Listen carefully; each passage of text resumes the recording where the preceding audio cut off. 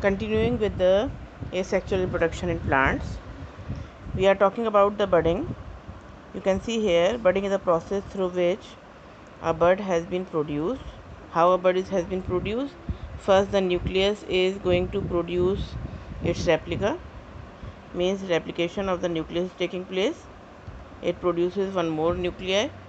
So two nuclei are present in the same cell. You can see here it is the budding in yeast. Some of the animals can also perform the process of budding in asexual reproduction. When we talk about the budding, you can see one outgrowth is produced here, and the nucleus is moving inside that outgrowth. Slowly and gradually it is detaching from the parent cell, and when it falls into the ground, it is going to produce another cell of its own type.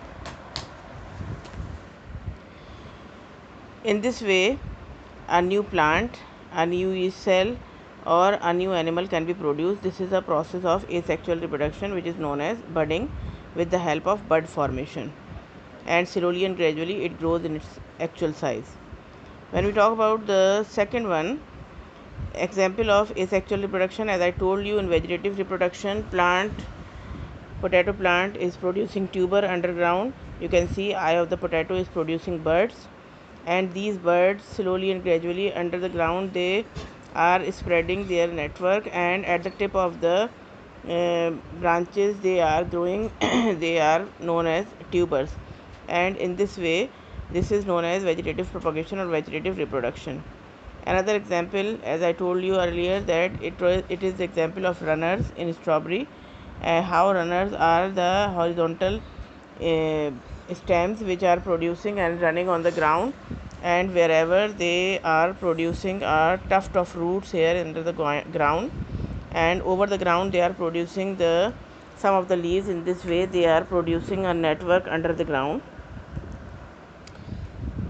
Next example is of the rhizome, like ginger. Example is ginger.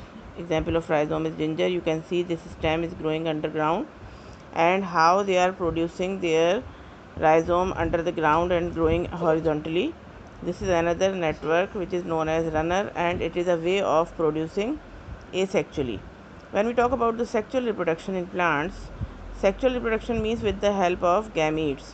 When we talk about the sexual reproduction in plants, you can see here, to produce sexually, plants have the male and female reproductive organs in the flowers. As I told you before this, that the flower is the reproductive part and root, stem and leaf are the vegetative parts. So if reproduction is taking place with the help of root, stem and leaves, it is called vegetative reproduction or propagation. And if it takes place with the help of gametes which are present in the flower is the reproductive part, we call it sexual reproduction. So sexual reproduction in plant is taking place with the help of male gametes which is produced in the stamen, and female gamete which is produced in the carpel. You can see here, this is the diagram of the flower which is the reproductive part of the plant. You can see here flower stalk, a stalk like structure is called pedicel. On the top of the pedicel you can see a solid part which is known as the receptacle. This part is having all the floral leaves arranged in the circles. Outermost circle of the leaf is called the outermost circle of the flower is called the calyx, and calyx composed of green leaves which are known as sepals. Colorful second circle of the flower, the function of calyx, first I told you the function of calyx. The function of calyx or sepals is to number one, help, as they are green in color, you can see they contain chlorophyll, they can have photosynthesis, number one. Number two, they protect the flower when it is in the condition of a bud. When we talk about the second circle, it is known as corolla. The name of circle is corolla, and the name of the leaf of corolla is called petal. Petals are colorful. In some of the flowers you can see a word perianth is written. In some of the flowers, petal and sepals are not having any differentiation, we call them perianth. When we talk about the petals, obviously you can see here they are very colorful part of the flower, and colorful parts are attracting the insects for the purpose of pollination. So the function of corolla or petals is to attract the insects for the purpose of pollination. Here you can see the third part of the flower. The third part is known as androecium. The androecium is the circle, and the leaf of androecium is called stamen. Obviously it is not looking like a leaf. You can see here it has two basic parts. The part of the stamen, you can see the thread like structure of a stamen is called filament, and the above swollen part is called the anther. You can see here anther is composed of two pollen sac. Pollen sac are the bag like structures or sac like structures which contain the very small size of cells which are known as pollen grain. Pollen grain is actually the male reproductive cell, male sex cell, and as the in the tracheophytes the plant body is the sporophyte generation is the dominant generation. That's why they are known as the anther is known as microsporangium, and the spores which are produced inside are called microspores. So later on we will use this word. You can see here a word connective is written, which you can see in the diagram. Connective is the part which is fusing the both the lobes of the pollen sac. You can see here the fourth circle is called the gynoecium. Gynoecium, the leaf of gynoecium is called the uh, pistil or the carpel. Pistil or carpel is composed of the three parts: stigma, the upper part where the nectar, most of the time nectar is present, a juicy substance is present to attract the insects and they come here to collect it. After stigma, a neck like portion is present which is known as style, and below the style you can see a round swollen portion which is known as ovary. Ovary is containing the ovules, the female sex cells. This is also known as megaspore. So you can see here male and female reproductive organs together in the flower. They are producing the new plant. First they make seed, then they make the fruit, and after they fall on the ground they are going to produce a new plant body. When we talk about the sexual reproduction, reproduction requires the pollination. What is the pollination? Pollination is a process through which the transfer of pollen grain from anther to the stigma, anther of the male part to the stigma of the female part is taking place. So pollination is the transfer of pollen grain from anther to the stigma. You can see there are two different there are different pollinating agents, but mainly when we talk about the pollinating agents, they may be insects or it may be wind. When we talk about the pollinating agents, you can see here insect is sitting on the flower. Obviously it is attracted due to the colorful flowers, and flowers color and nectar is attracting the insects towards them for the purpose of pollination. You can see here these are wind pollinated flowers. Wind pollinated flowers are not very much brightly colored. They have very dull colors, and their leaves are not very much prominent. They have scale leaves. Normally they have scale leaves.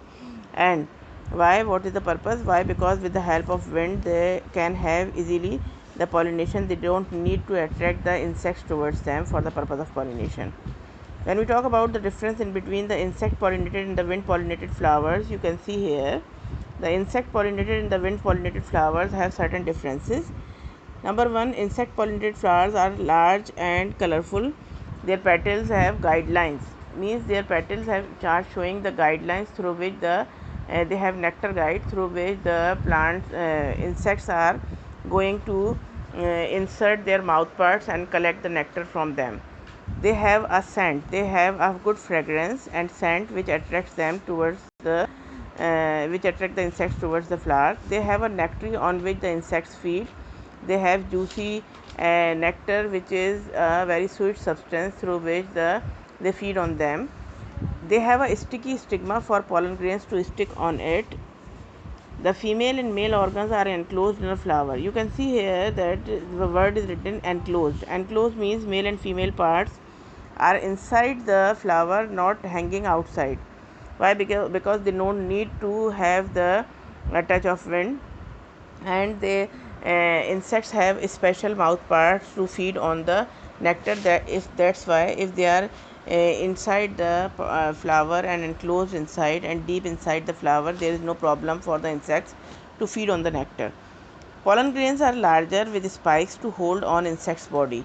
You can see the word is written here, spike. Spiky means the pollen grains are rough on the surface, and their exine, the outer layer of the pollen grain, is spiky and it has rough surface, due to which they easily stick to the insect's body, and insects can easily carry with them, and when they sit on other flower they fall over there on the stigma, and this way pollination takes place. When we talk about the wind pollinated flowers, opposite to the insect pollinated, they have small green petals. Petals are very much inconspicuous, dull colored, or sometimes they may be green or scale like structure. There are no guidelines. Why? Because they don't need to guide any insect for the collection of the nectar. They have no scent. Obviously, they don't need to have fragrance for the insects to attract towards them. They have no nectar or the juicy substance are not there. That's why they are not attracted by the insects. They have a feathery stigma to catch the pollen in the air. Obviously, if they are wind pollinated flowers, they are going to be pollinated with the help of wind. That's why their stigma is much feathery, and it has to capture the pollen grains which are coming with the help of wind. That's why it has a feather like structure. Female and male organs are hanging outside the flower. You can see here that male and female parts are hanging outside. They are not deep inside the flower. Why? Because they need to touch the wind, and with the help of wind they are their pollen grain are easily carried. And if female part is hanging, this which is a feather like structure, is hanging outside the flower, it can easily capture those pollen grains. Pollen grains are smaller and lightweight to be carried by the wind. Pollen grains are much smaller structures, they are very lightweight and they are easily carried by the wind. You can see here the structure of an insect pollinated flower, how they are different from each other, and you can see the wind pollinated flower. Wind pollinated flower I have already told you that the insect wind pollinated flower have feathery stigma. You can see feather like stigma which has to capture the pollen grains which are coming across the wind. You can see they are having the um, hanging anther and the filament hanging outside the flower. Their flowers are not very much colorful, the petals are not very much colorful. That's why they are totally different from them. You can see here in the insect pollinated flower, the ovary and the ovule plus anthers and filament, they are deep inside the flower, and if flower is very much closed, they are easily reached by the insects which feed on them. You can see these are the pollen grains which have spiky structure, and through the spiky structures they can easily stick on the surface of the insects which easily carry them. And you can see here the after the pollination, the the seeds of the ovary, which are the ovules of the ovary, inside the ovary they become seed, and the wall of the ovary it becomes thick and juicy, and it converts into a fruit, and the rest of the parts they fall away and they dry and become detached from the fruit.